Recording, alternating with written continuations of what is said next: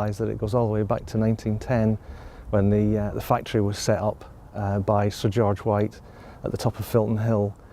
This was in the very early days of aviation. It was only about less than 2 years after the first powered flight in Britain, and less than a year after Louis Blériot flew across the English Channel. So it was really very, very early days. They're very experimental aircraft types. George White was famous for, he made his name in the electric trams and this sort of thing. He was very much interested in the transportation of people, and especially in Bristol.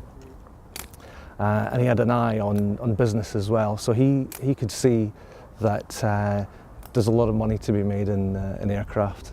He could see that transporting people in the air is the way of the future. So he set up this factory. It's probably the first commercial factory in Britain.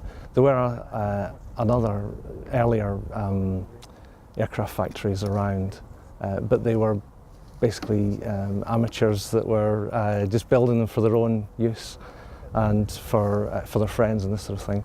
Whereas Sir George White could see that this is the thing of the future. The factory, was built, but what he was doing was taking the aircraft to Brooklands in Surrey and Larkhill near Stonehenge to do the test flying, and he set up a school there as well. So there wasn't any flying happening at Filton at the time. It was only around about April 1911 when one of the pilots from the Bristol school down at Larkhill decided to fly up to Filton for the day, and he landed on a bit of grass next to the factory, and that was the first flight at Filton, April 1911.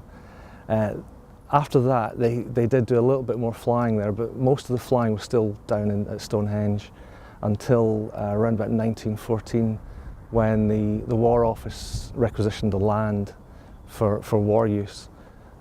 So they started doing a bit more flying at Filton, and then 1915 was when they set up an airfield